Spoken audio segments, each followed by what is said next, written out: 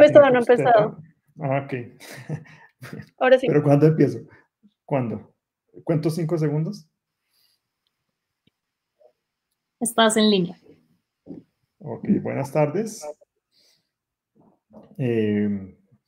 Soy Mario Rebolledo, yo soy médico ginecobstetra, especializado en medicina materno-fetal. Eso quiere decir que veo embarazos de alto riesgo, hago ecografías, hago diagnóstico prenatal.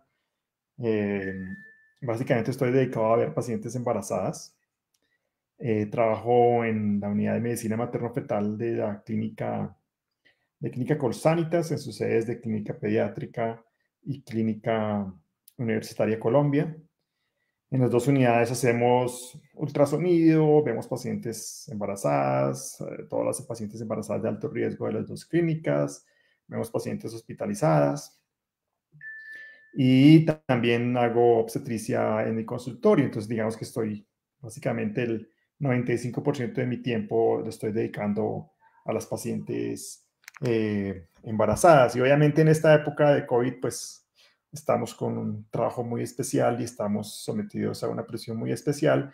Y la idea es tratar de ayudarlas a ustedes, a todas las pacientes que están embarazadas o están pensando en buscar bebé, están pensando en buscar bebé, para que entiendan un poco qué es lo que está pasando, a qué vamos a enfrentar, qué problemas pueden tener, qué problemas no pueden tener, porque hay muchas cosas que pueden ser falsas alarmas. Entonces, es la idea de esta presentación, es ayudarlas y al final, si tienen preguntas, tratar de resolverlas, tratar de mirar cómo vemos y tratamos de resolver todas esas dudas que se pueden presentar. Básicamente, la idea es hablar de embarazos en este tiempo del COVID-19, que nos tiene a todos encerrados en la casa.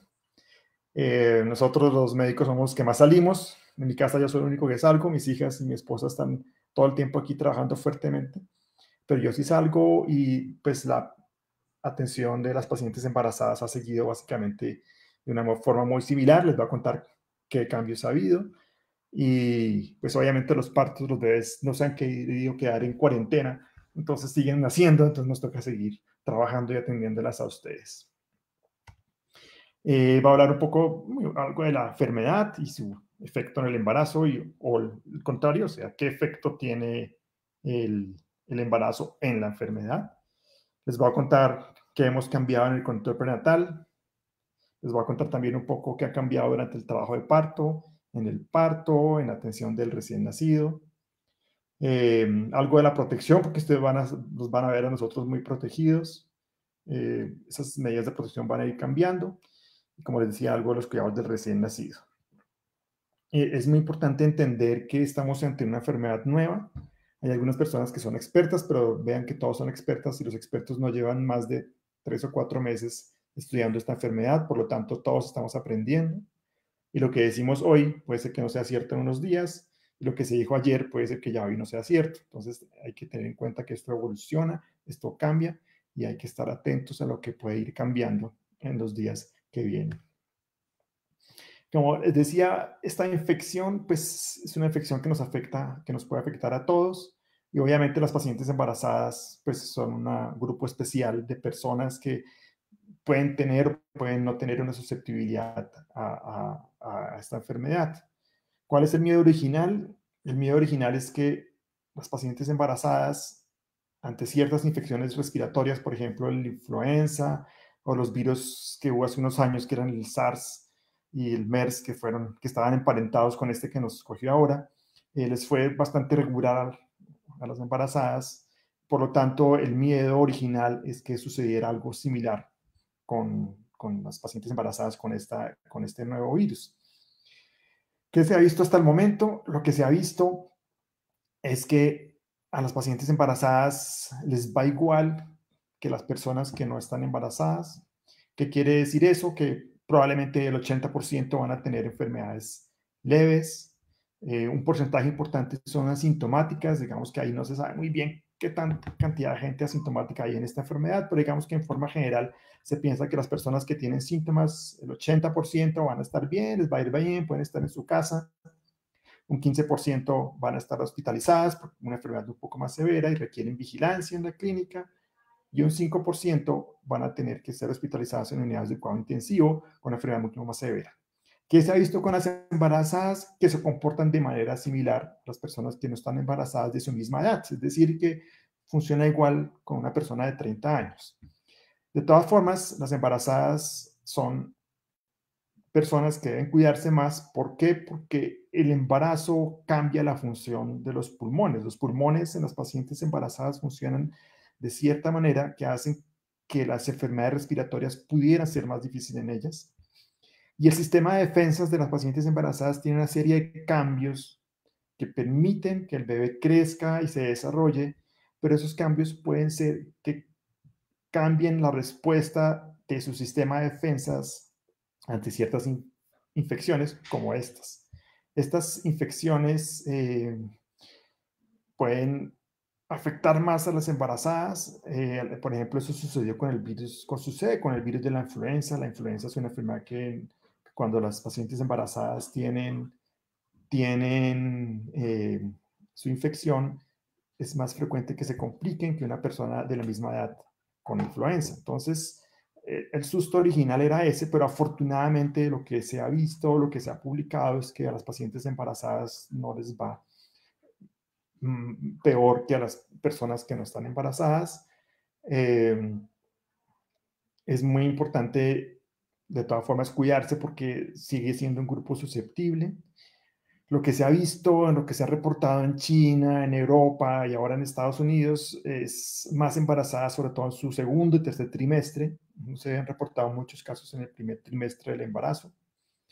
En el segundo y tercer trimestre, las embarazadas, a veces el 5%, como les conté, iban a ser enfermedades severas. Y esas, en cuanto tienen enfermedad severa, obviamente sí va a haber una aplicación seria para el embarazo. Cuando la paciente embarazada tiene que ser hospitalizada y especialmente cuando tiene que ir a una unidad de cuidado intensivo, aumenta la probabilidad de que ese bebé nazca en ese proceso. Puede ser que nazca porque la mamá está con una enfermedad muy severa o porque no puede llevarle suficiente cantidad de oxígeno, entonces el bebé manifiesta problemas por falta de oxígeno, o puede ser que la misma infección hace que se inicie el trabajo de parto y nazca de manera espontánea. Lo otro que ocurre con esas pacientes embarazadas es que con infección severa, críticas en cuidado intensivo, el manejo en cuidado intensivo con el embarazo es más difícil. Eso hace que se requiera que nazca el bebé en ciertas circunstancias, es decir, se hace un parto prematuro para que el bebé nazca y se pueda tratar de una manera más adecuada la parte pulmonar de la paciente que está embarazada. Entonces, cuando se miran los reportes de casos de pacientes embarazadas con enfermedad severa, se ve que tienen más cesáreas, que tienen más partos prematuros, que tienen más bebés que tienen que nacer porque su estado no es bueno. Y pues obviamente son bebés que terminan hospitalizados por eso. Entonces, definitivamente, una paciente embarazada que hace síntomas y hace síntomas críticos de la enfermedad es una paciente que tiene muchísimo cuidado y que tiene una serie de riesgos que son muy importantes. El otro miedo que existe es que ¿qué pasa con la paciente embarazada que está en su primer trimestre del embarazo? Desafortunadamente no hay una información adecuada ni suficiente en este momento como para dar un consejo. Es muy probable que no pase nada, porque el virus, digamos que la cantidad de virus en la sangre que alcance la placenta no es muy alto y no parece ser una enfermedad que pueda afectar a la placenta en ese momento. Entonces, no es muy probable que la enfermedad afecte al bebé o que le produzca problemas al bebé, como efectos congénitos o problemas que pueden verse más adelante. Entonces, es muy probable que las pacientes embarazadas en su primer trimestre no tengan muchas dificultades, pero como les digo, esto es una situación en que está evolucionando todos los días y realmente la respuesta correcta a eso todavía no se conoce. El otro punto es que la paciente que estuvo embarazada y se recuperó y continuó su embarazo, como si estuvo hospitalizada y requirió oxígeno o cuidado intensivo, es probable que haya que vigilar muy bien el crecimiento de esos bebés, porque en las antiguas epidemias que hubo de este virus parecidos a del SARS y el MERS, esos bebés nacieron bajos de peso, entonces hay que chequear que crezcan bien durante el resto del embarazo. Y por último, otra cosa que nos preocupa a nosotros es que haya una cosa que se llama transmisión vertical. ¿Qué significa transmisión vertical? Que la mamá tiene la enfermedad y se la pasa al bebé. Eso puede ser durante el embarazo, durante el parto o después, pero digamos que el punto es que no se ha confirmado que eso ocurra. Hay algunos reportes de publicaciones en donde sugieren que puede haber ocurrido, pero en ninguno de ellos los datos son lo suficientemente buenos como para decir no ocurre o para decir sí ocurre. Entonces, por ahora se considera que el riesgo de transmisión vertical, es decir, que la mamá le pase la enfermedad al bebé, es muy baja. Sin embargo, hay que estar pendientes de lo que veamos en los estudios que se van a publicar en los próximos meses para ver qué tan baja es, si es cero, si es muy baja o si definitivamente estábamos en un error ahora que es un riesgo alto. Pero por lo menos la información que se tiene ahora, hasta el momento, es que no es un muy alto riesgo de transmisión. Entonces, en resumen, la paciente embarazada tiene una enfermedad similar a la que tiene una persona de su misma edad. Si la paciente embarazada es diabética, tiene tensión alta, tiene enfermedades pulmonares, lo cual afortunadamente no va a ser común de las embarazadas, pero si llegan a tener eso, esas son las famosas comorbilidades que se asocian con mayor dificultad y con mayor riesgo de terminar hospitalizada en una unidad de cuidado intensivo. ¿Eso qué quiere decir? Que una persona que tiene diabetes tiene que cuidarse mucho. Si tiene diabetes con insulina desde antes del embarazo y con una insulina, una diabetes de larga data, pues tiene que cuidarse y tratar de evitar el embarazo y evitar el virus y seguir todas las recomendaciones que se dan para tratar de evitar que la infección le ocurra. ¿Qué ha pasado con el control prenatal? Básicamente tenemos que pensar en que hay pacientes que tienen embarazos como de riesgo bajo, riesgo normal, y pacientes que tienen riesgo alto. En general, es muy importante que las pacientes que tienen embarazos de bajo riesgo traten de hacer todo lo posible para prevenir el contagio. ¿Qué quiere decir eso? Tienen que seguir todas las medidas gubernamentales que se van estableciendo para limitar, es decir, cumplir con la cuarentena, hacer el lavado de manos, si salen, usar tapabocas y tratar de establecer la distancia, los famosos 2 metros que son muy importantes para evitar el contagio. Y en las pacientes que tienen alto riesgo, pues hay problemas que pueden ocurrir de todas formas durante el embarazo, entonces estos pacientes tienen que seguir su control prenatal de la mejor manera posible y deben ser atendidas en sitios en donde, pues obviamente, la afluencia de pacientes que tengan COVID-19 pues sea mucho más baja. Entonces, ¿cuál es la recomendación? En las consultas de bajo riesgo se está haciendo ciertos controles presenciales. Ahorita les voy a mostrar cuáles se prefiere que sean presenciales y otros controles que se pueden hacer por telemedicina.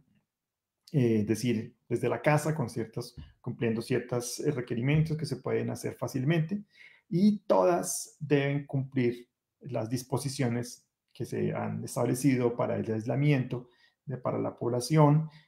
Deben cumplir con el uso de tapabocas cuando salgan de sus casas. El lavado de manos es muy, muy importante cuando salen y cuando vuelven de la casa y cuando están por fuera. El lavado de manos es fundamental. Y la distancia social, los 2 metros, son muy importantes. Entonces, esas 3 medidas son muy importantes y deben conocer los síntomas de alarma. Aquí siempre se ha hablado de los síntomas de alarma del embarazo, que son problemas propios del embarazo, como que se le hinchen las piernas, el dolor de cabeza, el dolor en la boca del estómago, que salga líquido por la vagina, el sangrado, molestias para orinar, que tengan contracciones. Todos esos síntomas siguen siendo muy importantes, muy revelantes, pues se deben tener en cuenta siempre.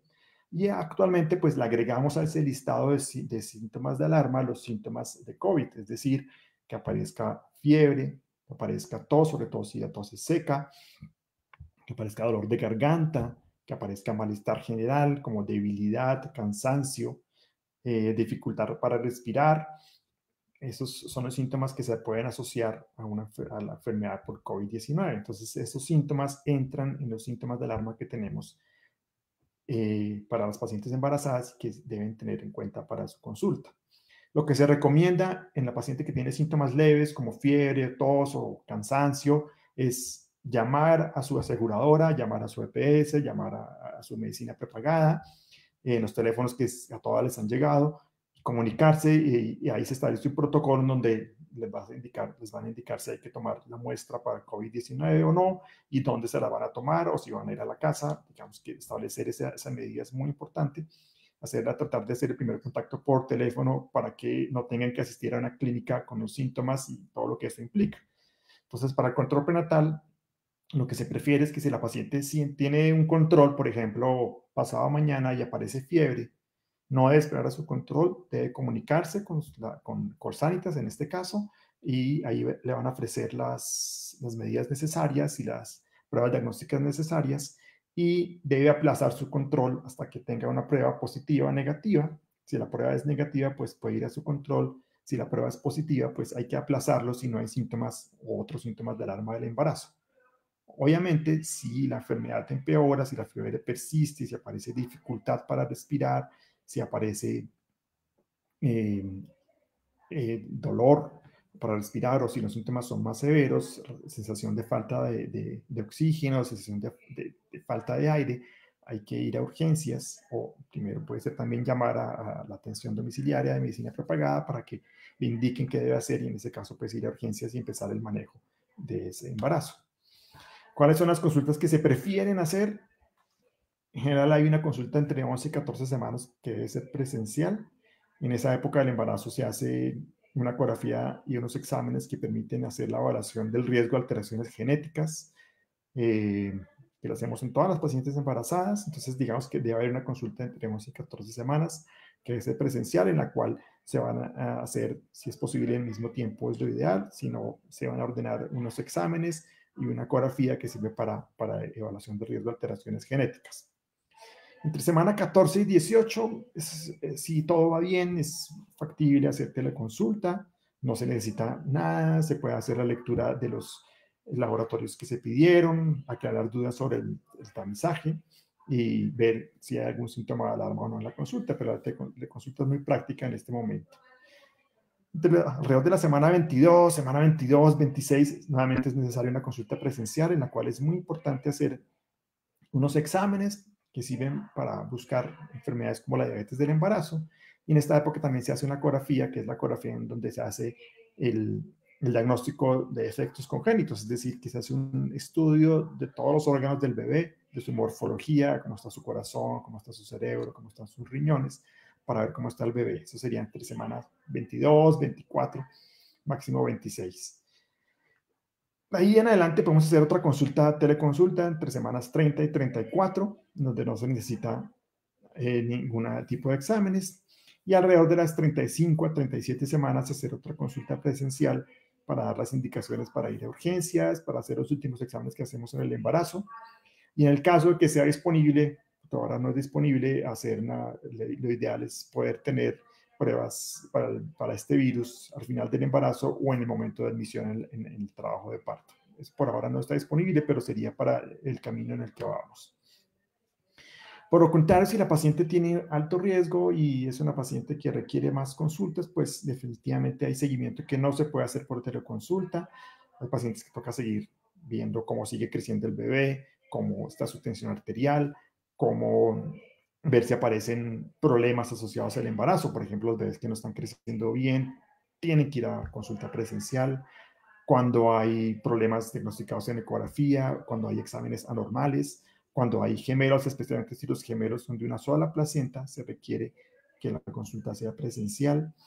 En el caso de que haya tensión alta, diabetes del embarazo, también es muy importante que la consulta sea presencial, porque hay cosas que definitivamente no se pueden ver por teleconsulta.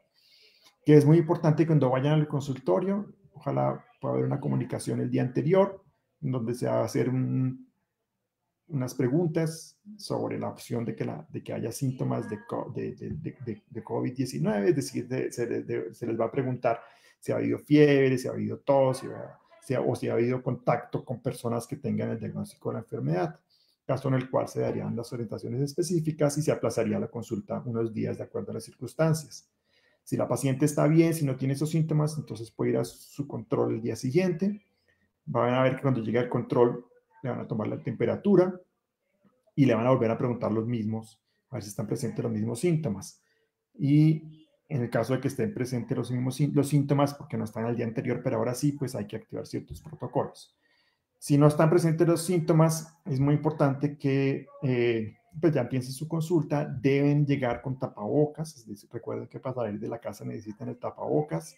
Cuando lleguen al consultorio o a la oficina donde van a ser atendidas, deben lavarse las manos o asear las manos con alcohol glicerinado y usar esas medidas de protección toda la consulta, es decir, su tapabocas, y una vez termine la consulta, hacer el lavado de manos. En los consultorios nosotros estamos tomando también medidas de precaución, entonces van a ver que nosotros vamos a estar también con tapabocas, en ocasiones con gafas, en ocasiones con pantallas que nos cubren la cara. Van a ver que el vestuario cambió, ya estamos usando siempre estos vestidos de cirugía para no tener que usar otro tipo de ropa que sea fácilmente lavable, y son trajes que son todos resistentes o son, digamos que son antifluidos, entonces no les entran los líquidos fácilmente. Entonces van a ver que la forma de vestirnos también nos cambia a nosotros. Uno en la consulta, antes de la consulta se hace a las manos, después de la consulta también, y se hacen las cosas que se usarán en el consultorio para antes de ver cada paciente para que disminuya también el riesgo de infección durante el procedimiento. En la paciente que es COVID-19 positiva, pues la idea es esa, como les decía, uno es hacer primero una teleconsulta y con Sanitas está abierta la opción para que llamen y en el caso de que sea necesario les hagan la prueba o las orienten dónde se va a hacer la prueba si tienen los síntomas sospechosos. Y en el caso de que no haya ninguna urgencia obstétrica, es decir, que el embarazo vaya bien, el control prenatal se va a aplazar.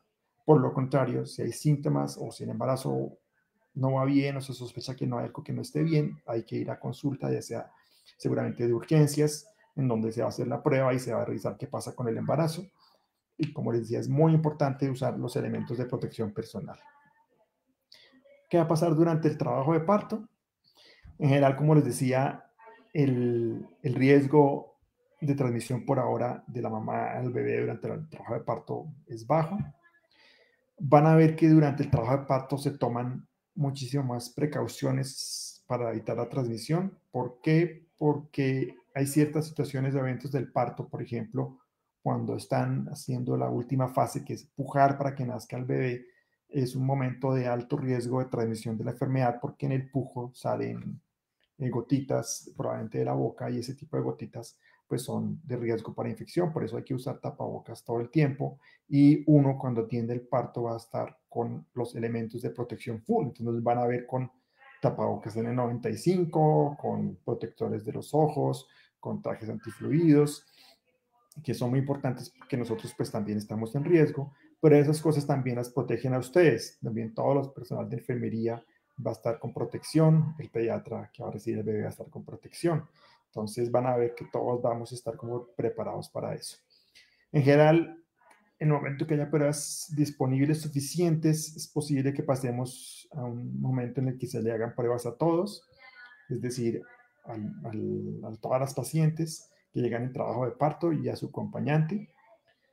Por el momento, por regulaciones estatales y de las clínicas, la persona que va en su trabajo de parto o que va embarazada para una cesárea programada, se prefiere que vaya con un solo acompañante. La idea es que no vaya más gente a la clínica. Ese acompañante debe ser una persona que tiene menos de 60 años y obviamente no van a entrar niños tampoco a la clínica. Ese acompañante se prefiere que no cambie, dice que es la misma persona todo el tiempo, no que estén cambiando de acompañante, o sea que es una persona que está acompañando a la paciente embarazada que va a tener su bebé. Obviamente la prioridad es para el papá del bebé, pero en la pareja de la persona pues es la primera persona que puede estar ahí y es la compañía ideal, no debe cambiar, se debe mantener todo el tiempo. Esas personas en general también deben usar elementos de protección, es decir, también tienen que estar con el tapabocas todo el tiempo, tienen que lavarse las manos con frecuencia y tratar de mantener la distancia adecuada de las personas que lo atienden. Y hay algunas clínicas en donde están permitiendo la entrada al parto y otras en las que todavía no, específicamente al parto. Durante el trabajo de parto sí están acompañadas y en el parto, pues en la medida que la clínica tenga elementos de protección suficientes, pues va a ofrecer la entrada del esposo, y en la medida en que ciertas limitaciones logísticas no lo permitan, pues no va a entrar el esposo. Digamos que cada clínica tiene unas políticas distintas. ¿Cuál es la recomendación, por ejemplo, de la Organización Mundial de la Salud? Lo que recomienda es que el soporte que implica que una paciente embarazada esté acompañada por su esposo o por su pareja es muy importante. Por lo tanto, se recomienda que una paciente embarazada siempre tenga su compañía durante el trabajo de parto. Eso disminuye la ansiedad, disminuye su estrés y ayuda a que el parto inclusive sea muchísimo mejor. ¿Cuál es el futuro? Que vamos a hacer pruebas de SARS-CoV-2 a todas las pacientes embarazadas que llegan al trabajo a partir de su acompañante, y eso disminuye el riesgo de transmisión de la enfermedad para personal de la salud, para la misma paciente y para las personas que la van a estar acompañando.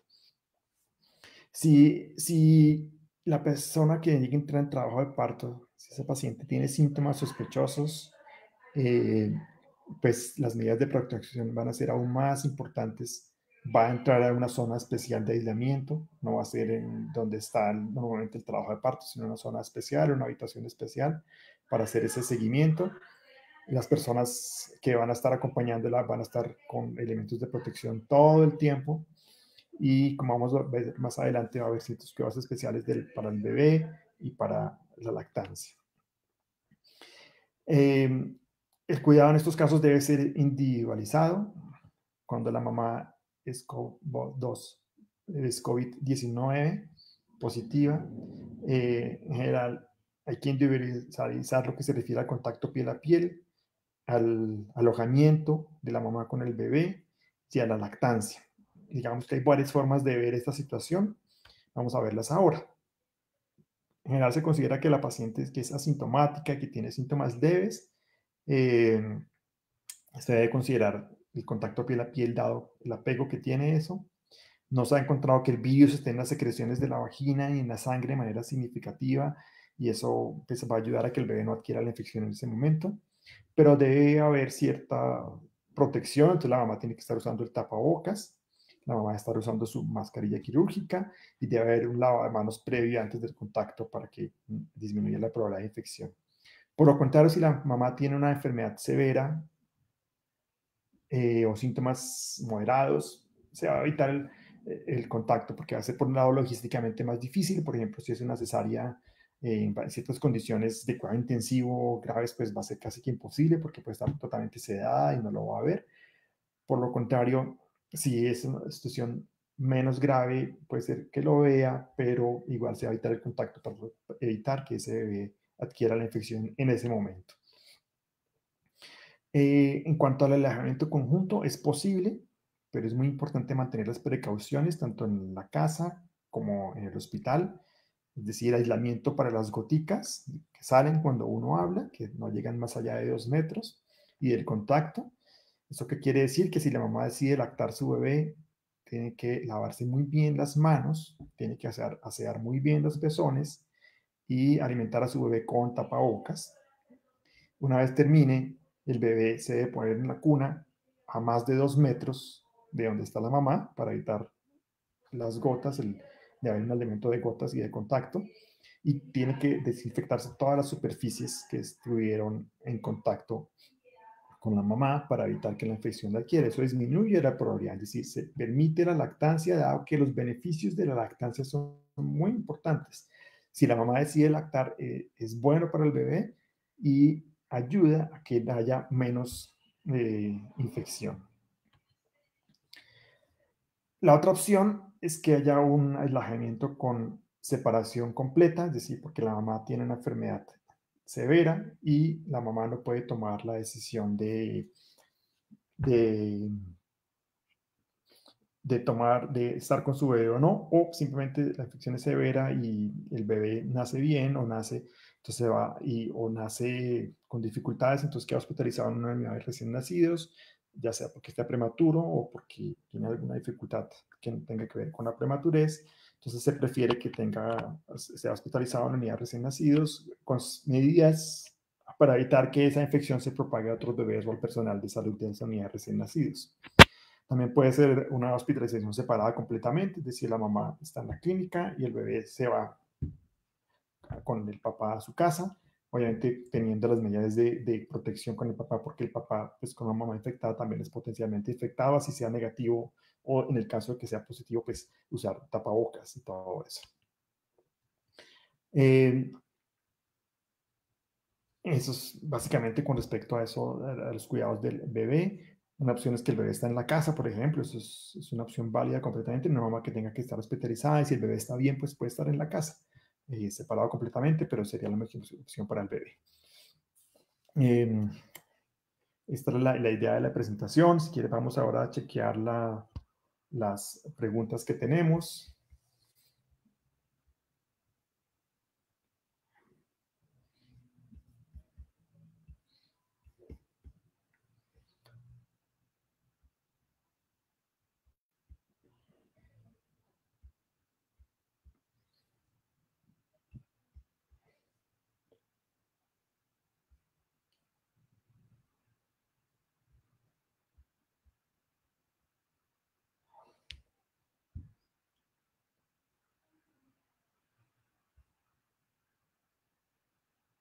Bueno.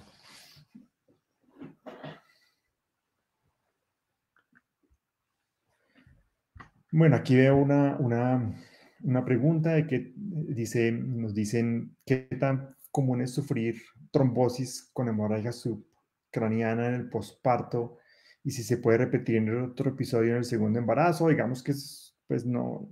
Hay dos cosas. Uno, esta enfermedad tiene mayor riesgo de tener trombos, entonces hay que usar anticoagulantes para evitar que ocurran trombos asociados a la enfermedad.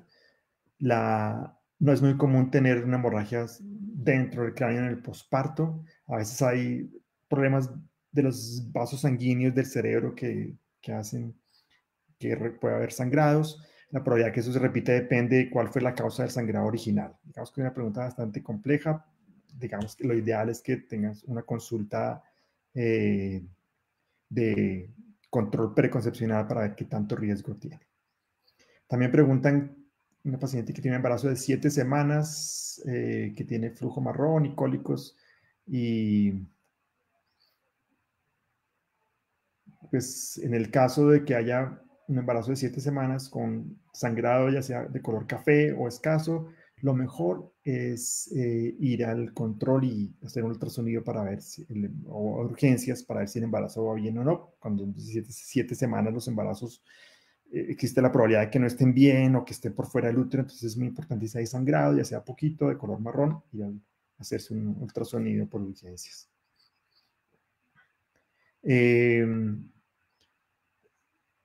Hay una paciente que nos pregunta que tiene 32 semanas y mi bebé está en el percentil 6. ¿Qué puedo hacer al respecto? Cuando un bebé está en el percentil 6, significa que es un bebé pequeño para la gestacional, es decir, que está creciendo un poco menos de lo que debe. ¿Qué hay que hacer? Esos de los controles que hay que hacer presenciales, es decir, que hay que mirar pues, mínimo cada 15 días cómo está creciendo el bebé y hacer un examen que se llama Doppler, que es para chequear cómo funciona la placenta, para ver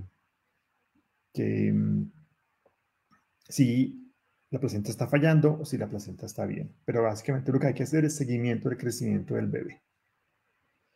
Otra pregunta sobre las vacunas. Hay que ponerse las vacunas. Digamos que esta epidemia no es una razón para no ponerse las vacunas. Corsanitas está ofreciendo la opción de vacunas en circunstancias de vacunas en la casa. ¿Cuáles son las vacunas importantes durante el embarazo? La vacuna del tétanos, hay un esquema de hasta 5 dosis que se colocan durante el embarazo y después del embarazo. Es muy importante en la semana 26 la vacuna de tosferina, que va con de las dosis de tétanos. La vacuna de tosferina es para evitar que los bebés tengan esa enfermedad en los primeros meses de vida, es decir, porque esa vacuna sube las defensas contra la tosferina y evita que el bebé adquiera esa enfermedad después del nacimiento. Y la vacuna de la influenza se recomienda fuertemente. Ya llegó una nueva cepa de vacuna y se recomienda que todas las personas se vacunen para la influenza este año.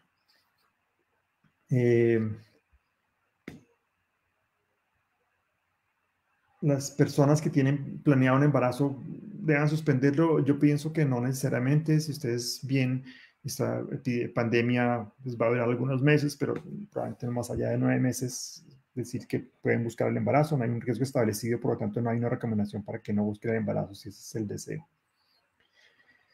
Para controlar las náuseas y el mareo del embarazo, en general, pues se recomienda que consultes en tu control prenatal. Hay ciertos medicamentos que sirven para eso. Hay medidas importantes en la forma como se alimentan, es decir, comer poquito, varias veces al día, no forzarse con la comida, eso ayuda mucho.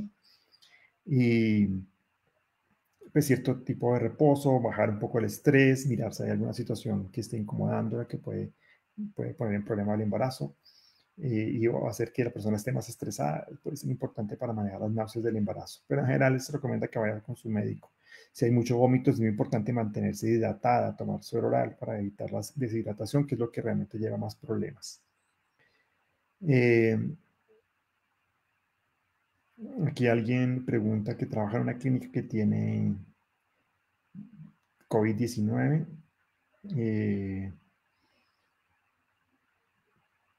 Y dice que está trabajando en la clínica porque no le han dado la opción de teletrabajo. En general se recomienda que las personas embarazadas que trabajen en el área de la salud no tengan contacto con pacientes COVID-19, es decir, que lo ideal es que trabajen en zonas de la clínica en donde no están expuestas al virus, y si eso es muy difícil y la opción sería el teletrabajo, es una buena opción.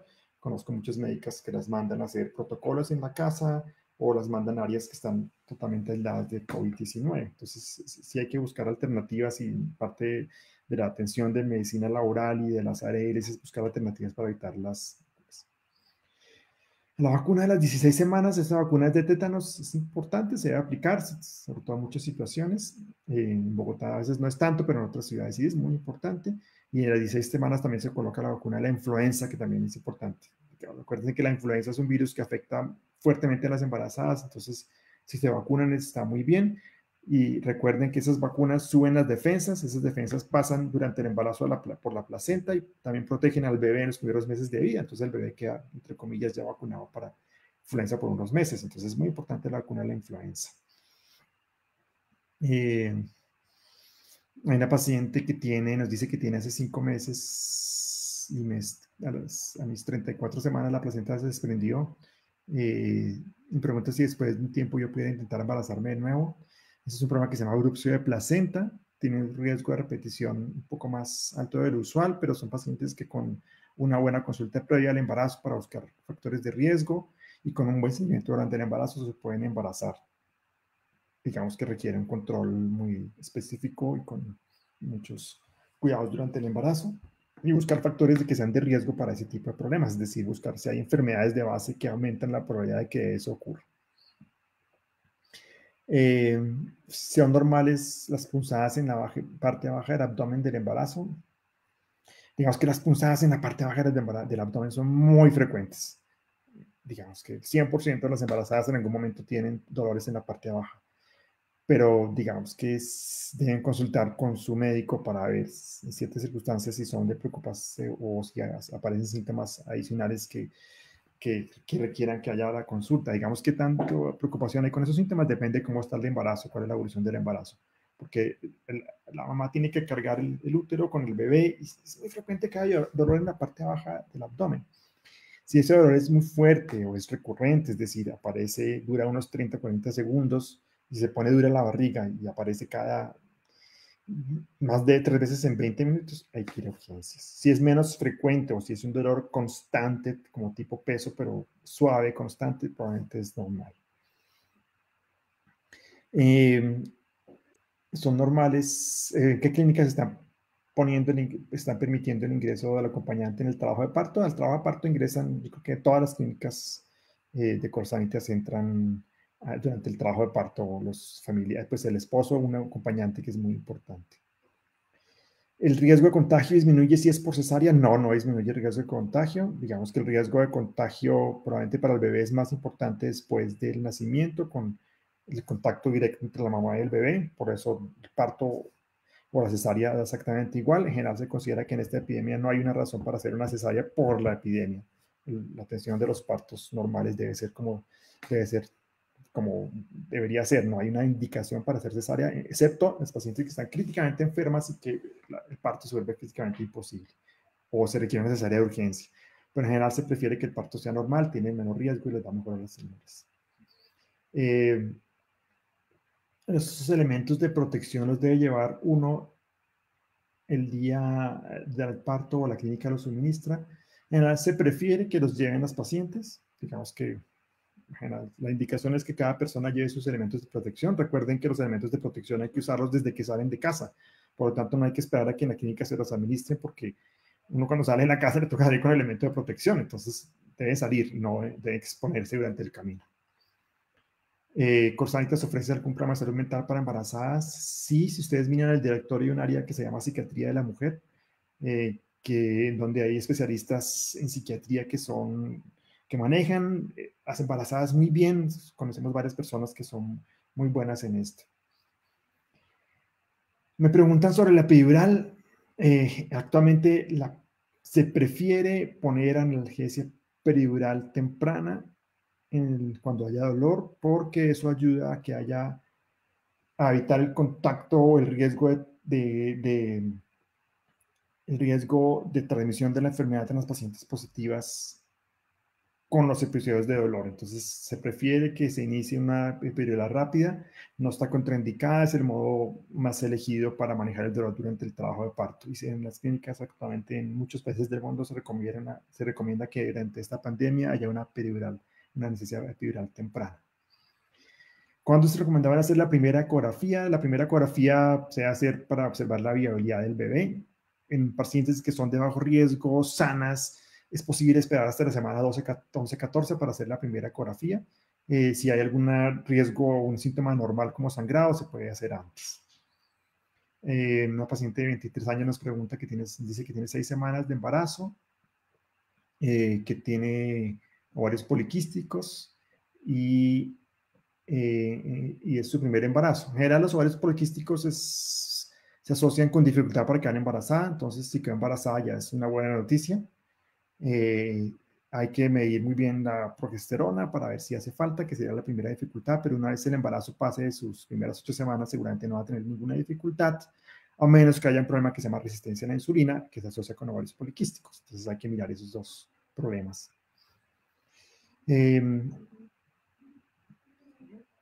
Me preguntan que por qué entre los síntomas de alarma está el ardor en la boca del estómago.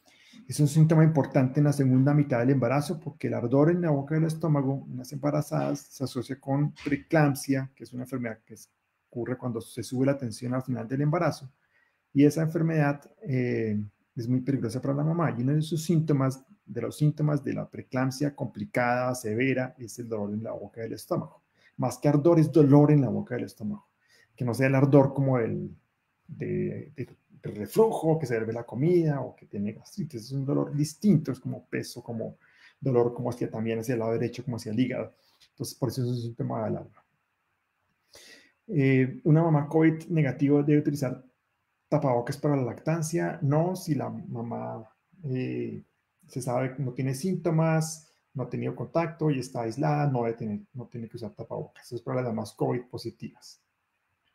¿Cuál es el límite para la tensión baja? No hay límite si una paciente sana y se toma la atención, le dicen que está bajita, probablemente no tiene ningún problema, a menos que tenga algún problema de salud previo. Si la mamá padece hipotiroidismo, ¿qué tan alto es el riesgo de perder al bebé o que nazca con algún problema? Si la mamá tiene hipotiroidismo y está bien controlado, el riesgo es bajo. Es una enfermedad que se controla bien y que no tiene mucho problema. Por lo contrario, si el hipotiroidismo está muy mal controlado, y no se controla durante el embarazo, aumenta el riesgo de tener dificultades, malos resultados con el embarazo. Entonces hay que controlar el hipotiroidismo y eso es tomar un medicamento y no es difícil de controlar. Entonces hay que controlarlo. Si está bien controlado, no hay problema. Una paciente de 15 semanas, con 4 semanas de 15 semanas, que a la semana 4 tuvo un embarazo ectópico, pero luego se vieron que el embarazo estaba dentro del útero. Si el embarazo está bien, pues no hay ningún problema. Si no se usó ningún medicamento y solamente fue cirugía, no hay ningún problema y el embarazo probablemente es normal. Pregunta si puede hacer actividad física. Sí, la actividad física normal de las pacientes embarazadas se puede hacer en esas circunstancias. Una paciente que está en la semana 32 y dice que está el bebé en el percentil 32, está perfecto, felicitaciones, es un bebé que va muy bien. Entre el percentil 10 y el 90 es normal. Por debajo del 10 es pequeño, por debajo del 90 es muy grande. Entre el 10 y el 90 es un bebé que está creciendo bien. Doctor, me preguntan aquí si la prueba que el Doppler los da la EPS. Ambas pruebas, el Doppler, hay varias formas de Doppler. Doppler es un examen de la circulación en donde se usa ultrasonido que se llama Doppler. Se usa para varias cosas y lo cubren tanto la EPS como Colsanitas en medicina prepagada. Es un examen bastante común y no tiene dificultad para hacerla. Incluso en Colsanitas no requiere autorización. Simplemente el médico lo ordena y ya. La vacuna al tétanos, digamos que hay un esquema nacional en el plan de inmunizaciones para tétanos en las embarazadas. Se pone la primera dosis a la semana 16 o después de la semana 16, se repite al mes, luego a los 6 meses y luego al año y a los 2 años para completar 5 dosis en total. Tengo 33 semanas y siento que le da mucho hipo a mi bebé. ¿Es normal? Es completamente normal. Nunca es excesivo, es un reflejo normal del bebé y no tiene problema.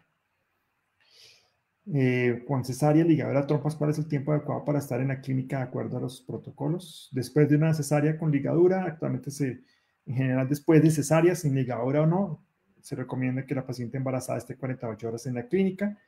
Con ciertas circunstancias, si la epidemia se vuelve más problemática, hay opciones de salida más rápido, si todo está muy bien y si no hay dificultades en el posoperatorio.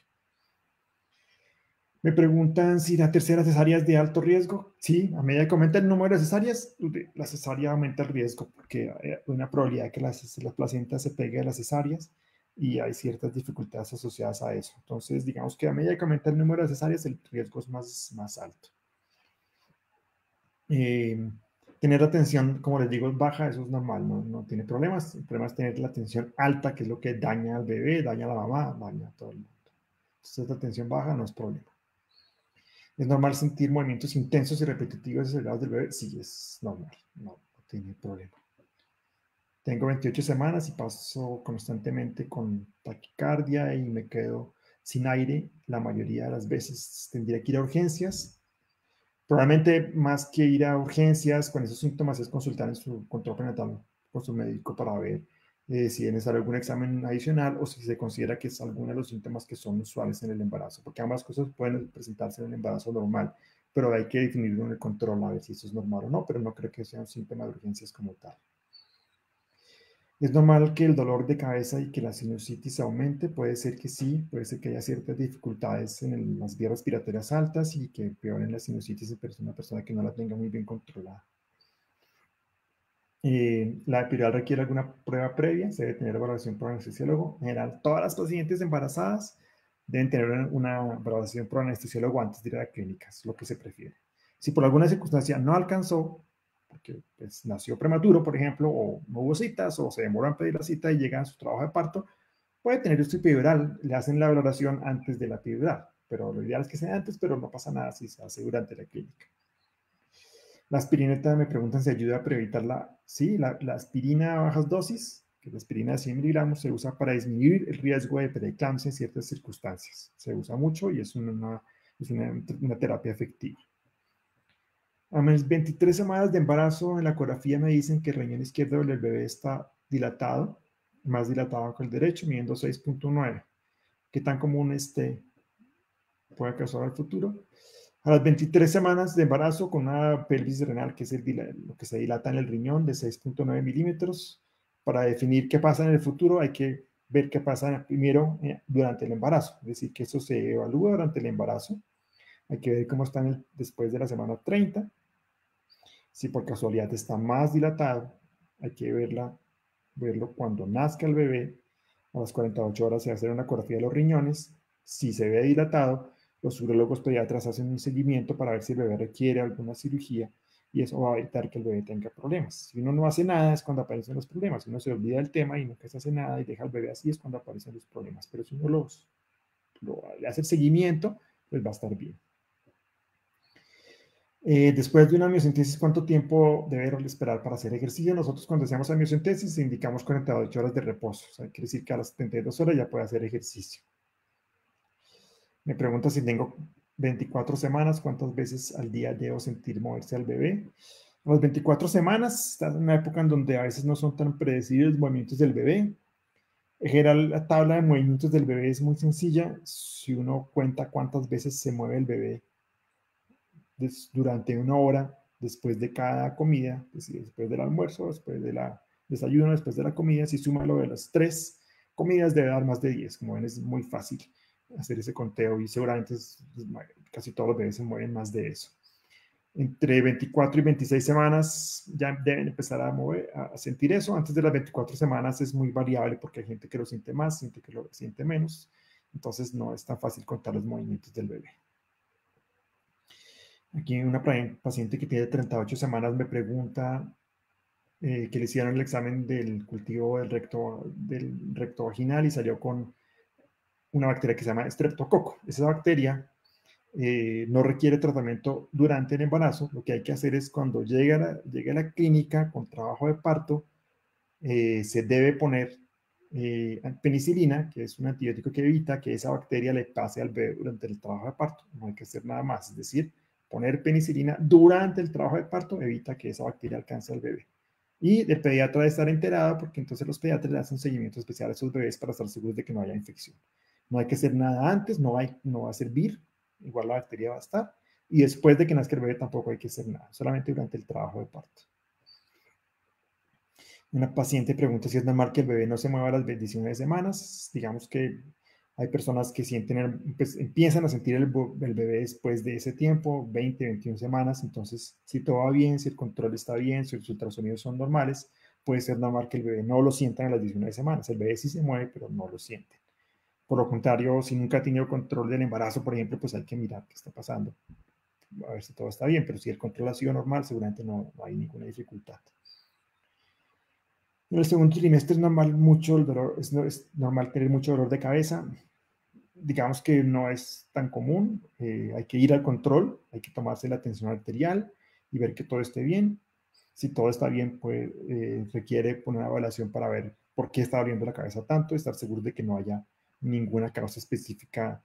Es decir, puede ser también ir a una consulta con el neurólogo para estar seguros de que eso no sea ningún problema. ¿Desde qué momento debo empezar a sentir? Es una pregunta relacionada con otra anterior. Hay mamás que sienten el bebé muy rápido, a las 13, 14 semanas no son tan comunes. Es usual sentir alrededor del cuarto mes, 17, 18 semanas, pero hay otras mamás que lo empiezan hasta el quinto mes, 21 o 22 semanas. Entonces, hasta allá puede uno esperar a que no se mueva. ¿Con qué niveles se diagnostican diabetes gestacional? En general, para hacer diagnóstico de diabetes gestacional se hace una curva de glicemia alrededor de la semana, entre semanas 24 y 28. Y se toma una glicemia en ayunas que debe estar por debajo de 92, una glicemia de la hora que debe estar por debajo de 180 y una glicemia de las 2 horas que debe estar por debajo de 153. Me preguntan si una paciente que si yo soy la que me estoy subiendo de peso y no mi bebé y tiene 26 semanas de gestación. Digamos, cuando la mamá sube mucho de peso y hay que investigar cómo está el bebé, hay que investigar cómo está la mamá. Si el bebé está creciendo bien, hay que investigar si la mamá sube mucho de peso por algún problema o si es simplemente exceso de comida. Digamos que puede ser algo normal, pero hay que investigar, hay que ir al control para mirar qué está pasando. ¿Usted considera que en su experiencia que cree que un tercer embarazo por cesárea es mejor no buscarlo o es viable? Digamos que tiene mayor riesgos, sí es viable, pero hay que tener en cuenta que hay ciertos riesgos, entonces hay que ir a la consulta preconcepcional para que su ginecólogo le explique los riesgos específicos de una tercera cesárea. Si aparece la placenta metida en la cicatriz de la cesárea, es una complicación muy difícil con riesgo de sangrado muy severo en el parto, incluso con riesgo de muerte. Entonces, digamos que hay circunstancias específicas, pero pues hay que tener una consejería y una consulta previa. Si me preguntan Si un bebé tiene líquido alrededor de los pulmones, ¿qué puede pasar? Sí, creo que es la pregunta. Esos bebitos que tienen líquido alrededor de los pulmones tienen una cosa solamente que se llama DIROPS. Hay que buscar cuál es la causa. Digamos que hay que buscar por qué tiene eso el bebé. A veces hay alteraciones genéticas, a veces hay problemas del corazón, a veces hay infecciones. Hay muchas causas que pueden estar relacionadas con eso. Entonces hay que investigarlas. Me preguntan que qué quiere decir que en un tamizaje se vea un riesgo de restricción de crecimiento uterino antes de las 37 semanas. Actualmente en el tamizaje entre 11 y 14 semanas se hace una evaluación de esos problemas. Entonces se mira que si el riesgo de tener tensión alta o un bebé bajo de peso al final del embarazo es alto o bajo.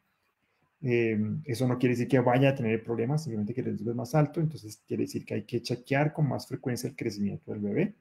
Si el bebé crece bien finalmente, pues no pasó nada, era un riesgo, pero no sucedió, era una situación posible, pero no pasó. ¿Qué se usa en esos casos? Se usa aspirina, como he mencionado antes, a dosis bajas, la aspirina de 100 miligramos para reducir ese riesgo. Me pregunta una paciente que tiene cálculos en la vesícula e inflamación y con dolor. Si es posible, sí. Actualmente se puede hacer la cirugía de la vesícula por laparoscopia, la CORELAP. Se prefiere hacer en el segundo trimestre del embarazo. Es una buena época, es decir, entre semana 15 y 20, 22. Es una buena época si la cirugía está indicada. Hay que consultar con un cirujano general, que es el que determina si vale la pena o no vale la pena la cirugía. ¿Desde qué semana puedo ponerle música al bebé y qué recomendable es? Digamos que la música, siempre les digo a mis pacientes que la música pues es buena si uno le gusta, si la música no le gusta pues no es buena, pero si le gusta la puede poner desde cuando quiera. Cuando empieza a oír al bebé o le interesa al bebé, no sabemos exactamente. Hay personas que, pues, que dicen que mejora ciertas cosas en el futuro del bebé. Me parece que es muy difícil de comprobar, pero siempre la música, si le gusta a la gente, es agradable y esa situación agradable produce cosas agradables dentro de la mamá y esas cosas agradables va a sentir el bebé. Entonces la música siempre es buena. ¿Desde cuándo? Desde que quieras. Eso no hay límite para eso. Desde que le guste, cuando quiera. Tengo 24 semanas y últimamente me está dando dolor en el vientre, el lado izquierdo o derecho, y luego de un rato se me pasa. Es normal. Hasta hay que ir al control del embarazo porque no puedo decir en este momento si es normal o no. Me preguntan si es adquirible, si es posible adquirir las células madre para congelar en un bebé con lesiones del cerebro. ¿Es posible hacer un tratamiento con esas células madre? No, probablemente no está indicado el uso de células madre que son de sangre de cordón para tratamiento de lesiones cerebrales en los bebés. Hay una relación de eso, digamos que puede usar para otras cosas, pero no para las lesiones que tiene el bebé en el cerebro. No tiene ninguna utilidad actualmente. Para otras cosas sí, pero específicamente para eso no. Hay una persona que me pregunta que el bebé, la esposa tiene 37 semanas. Y tiene sobrepeso y anemia. Eso afecta al parto. En general, cuando hay anemia, ¿qué significa? Que el sangrado que va a haber en el parto puede afectar más a la mamá. Digamos que puede necesitar más transfusiones de sangre o situaciones difíciles por el sangrado. Entonces se prefiere corregir la anemia antes del parto. Si la anemia, por ejemplo, es por hierro, se puede dar hierro para enterar por la vena para que suba rápido la hemoglobina y se recupera rápido. Digamos que hay mecanismos para eso, pero digamos que si la anemia es por otra causa, pues hay que buscar por qué y en la medida en que se pueda corregir mejor. Si es una anemia leve, probablemente no hay ningún problema y lo que hay que hacer es tratar de evitar lo posible el sangrado excesivo durante el trabajo de parto y en el parto. Tengo un paciente, tiene me pregunta que tiene una hernia discal, seguramente una hernia lumbar, y me dice que si hay posibilidades que pueda tener el bebé en parto normal. Yo siempre pienso que sí, depende un poco hay dos cosas que hay que pensar ahí. Uno es que el neurocirujano o el ortopedista que la está evaluando diga que se puede, que no es una cosa que contraindique el parto, que es lo más probable. Y por otro lado, el anestesiólogo debe ser consciente de que existe eso para ver si la persona tiene necesidad peridural, eso puede crear alguna dificultad para la anestesia, porque a veces esas hernias discales o lumbares pueden producir problemas para la anestesia. Bueno, creo que hubo bastantes preguntas, algunas sobre COVID, otras muchas sobre el embarazo normal. Lo más importante es que cualquier duda también consulten con su ginecólogo.